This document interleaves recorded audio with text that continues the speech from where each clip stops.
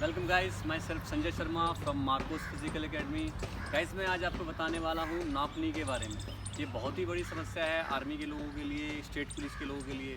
बहुत स्टूडेंट पूछते हैं मुझसे कि सर नॉक-नी है मुझे, मैं क्या करूँ, कुछ नॉक-नी के लिए का एक्सरसाइज बताइए कि हमारा नॉक-नी ठीक हो जाए। तो गाइस मैं सबसे पहले ये समस्या है क्या और इसका निजात क्या है, इसको हम किस तरह से ठीक कर सकते हैं, इस पर ही डिस्कस कर रहे हैं। तो सबसे पहले मैं आपको शो करता हूँ कि नॉक-नी होता क्या है।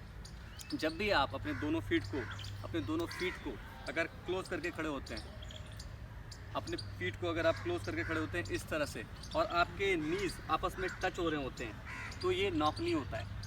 नीज़ आपस में अगर इस तरह से बिल्कुल टच हो रहे हैं और ये गैप नहीं है तो ये नॉक-नी है, ठीक है। लेकिन और जो नॉर्मल वे है वो ये है कि आप अगर टच करके खड़े हैं तो यहाँ गैप होना चाहिए, एटलीस्ट इतना गैप कि आप कोई स्केल या कोई पेन यहाँ से ईजी वे में पास कर पाएँ, फंसे नहीं। तो मैं एक बार आपको दिखाता हूँ नॉक-नी होता क्या है। अभी देखिए नॉक-नी पे हैं, लेग क्लोज है, ये पेन पास नहीं हो रहा, यहाँ पे पास नहीं हो रहा, यहाँ से फंस गया, ये नीचे नहीं आ रहा, ठीक है, फंस चुका है। तो ये नॉक-नी की कंडीशन होती है कि जब ऊपर थाई के ऊपर से आप नीचे कर रहे हो तो ये निकलेगा नहीं, या फिर आप नीचे से ऊपर कर रहे हो तो ये ऊपर नहीं जाएगा। इस कंडीशन को हम नॉक-नी कहते हैं। और नॉर्मल तरीका क्या होता है इसका कि अगर आपको नॉक-नी नहीं है तो बहुत इजी वे में कोई पेपर, कोई स्केल या कोई पेन या फिर कोई लकड़ी का टुकड़ा आपस में आराम से पास हो जाएगा। अब देखिए ये नॉक-नी नहीं है, ये एक्जैक्ट ठीक पोजीशन है। इसमें से आप यहाँ से देखो, ये डंडा डाला एकदम आराम से नीचे, और कंडीशन भी आप देख सकते हैं दोनों फीट आपस में टच है। तो ये पासिंग नेचर के मूवमेंट हैं कि इस तरह से नॉक-नी नहीं है तो बहुत इजी वे में ये अप एंड डाउन हो सकता है। आप ये देख सकते हैं ये डायरी भी बहुत इजी वे में यहाँ से पास हो रही है। तो ये नॉर्मल कंडीशन है। नॉक-नी की कंडीशन में क्या होता है, ये पैर नीज आपस में टच होते हैं और ये पास नहीं होते, ये फंस गया, पास नहीं हो रहा, पेन भी नहीं जा रहा। इवन आप A4 का पेपर भी अगर आप इसमें से पास करना चाहोगे या पतली सी स्केल भी चलाना चाहोगे तो वो भी पास नहीं होगा। तो अब इसका इलाज क्या है, मैं आपको बताता हूँ कि इसका इलाज क्या है। इसमें आप 2-3 तरीके से स्क्वाट्स कर सकते हैं और कुछ परहेज करना है। पहली चीज़, इसके लिए सबसे पहला एक्सरसाइज है कि लेग को इस तरह से करेंगे, दोनों एड़ी को आपस में टच करेंगे और ज़्यादा से ज़्यादा वाइड, जितना ज़्यादा आप वाइड कर सकते हैं तो उसको आउटसाइड कर सकते हैं, और सीधे खड़े रहेंगे। और फिर स्क्वाट्स लगाने की कोशिश करेंगे, maximum deep and up, maximum deep and up. ये आप इसको कम से कम, ठीक है, हाथ ऊपर रखें, मैक्सिमम डीप और डीप एंड अप। नीज इसमें आउटसाइड करेंगे, नीज इसमें इधर नहीं आना चाहिए, मैक्सिमम नीज आउटसाइड, जितना भी आउटसाइड आप नीज कर सकते हो और जितना डीप जा सकते हो ये करना है आपको। ये स्क्वाट्स लगाने हैं। मैं आपको एग्जांपल के तौर पे 5 स्क्वाट्स लगा के दिखाता हूँ। सबसे पहले टोज और आउटसाइड कीजिए, ये अभी सीधा खड़े रहेंगे और सीधा सीधा सीधा सीधा। अब स्क्वाट्स लगाएंगे, deep and up, deep and up, deep and up. एक तरीका तो ये है इसका। और दूसरा, दोनों लेग को आप आपस में टच करके हाथ को इस तरह से करेंगे, और ये हाथ आपका होगा घुटने के बीच में, घुटने के बीच में इस तरह से आप हाथ रखोगे, ये इस तरह से करके इंटरलॉक करके ये यहाँ रखेंगे, और फिर आप स्क्वाट्स लगाएंगे, ये 1 एंड देन बैक। जब आप बैक करेंगे तो ये होगा नहीं, जिसको नॉक-नी होगा, ये पीछे जाएगा तो फोर्स लगेगा, ठीक है।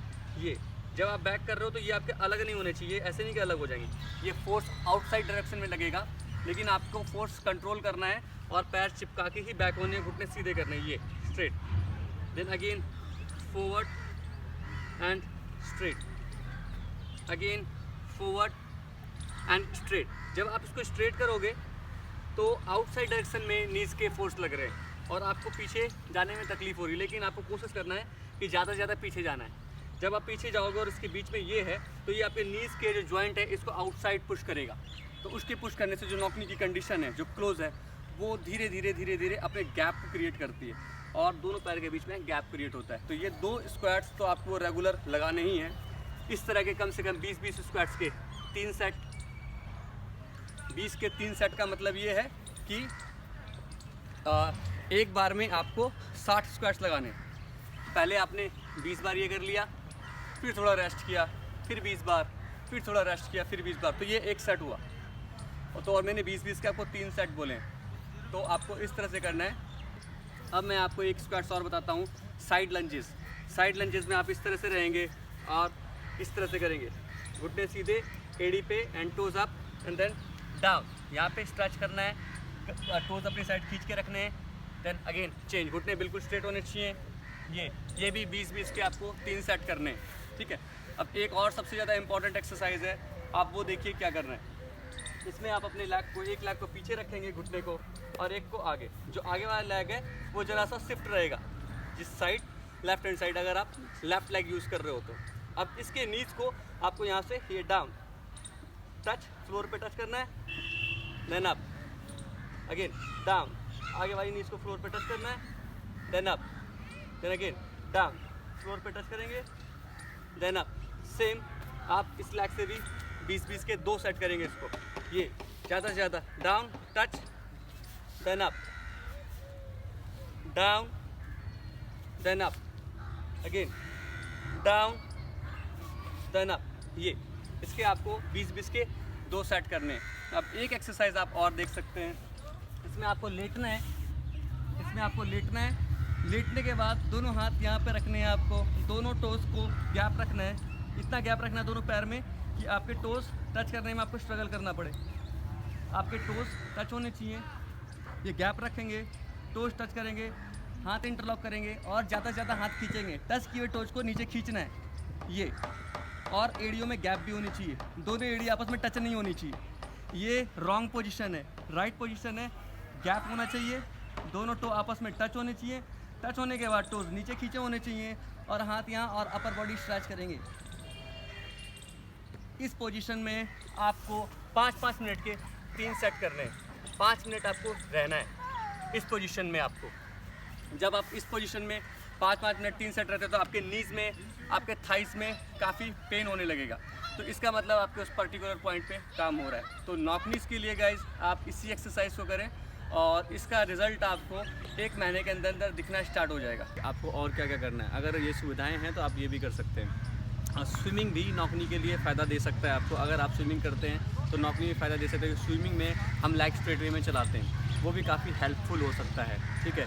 सेकंड थिंग, अगर आप हॉर्स राइडिंग करते हैं तो ये भी आपके नॉकनी को ठीक करने में काफ़ी हेल्पफुल होगा, ठीक है। और थर्ड, जो सबसे ज़्यादा इंपॉर्टेंट है और जो औपचारिक रूप पे काफ़ी लोग इसको फॉलो भी करते हैं, रात में सोते वक्त आप तकिया, गोल तकिया आता है एक, आप उसको पिलो को, गोल पिलो को भी आप इसके बीच में रख के दोनों पैर क्लोज करके किसी रस्सी से बांध सकते हैं या किसी कपड़े से बांध करके आप सो सकते हैं।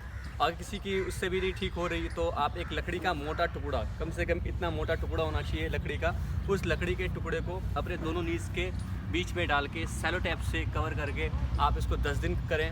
10 दिन में आपका नॉकनी पक्का ठीक हो जाएगा, क्योंकि बिकॉज लकड़ी का टुकड़ा जो स्टिफ होता है और स्टिफ चीज़ आपकी इसके बीच में काफ़ी टाइम तक रहेगी, तो आपके जो जॉइंट हैं वो फ्लेक्सिबल होंगे और आउटसाइड ज़रूर जाएंगे। तो thank you very much guys, आप नॉकनी के लिए ये सारे उपाय को करें, और जिसको भी नॉकनी है वो इस चीज़ को ज़रूर अप्लाई करें और मेरे कमेंट बॉक्स में मैसेज ज़रूर करें कि इससे आपको क्या फ़ायदा मिला है। Thank you very much.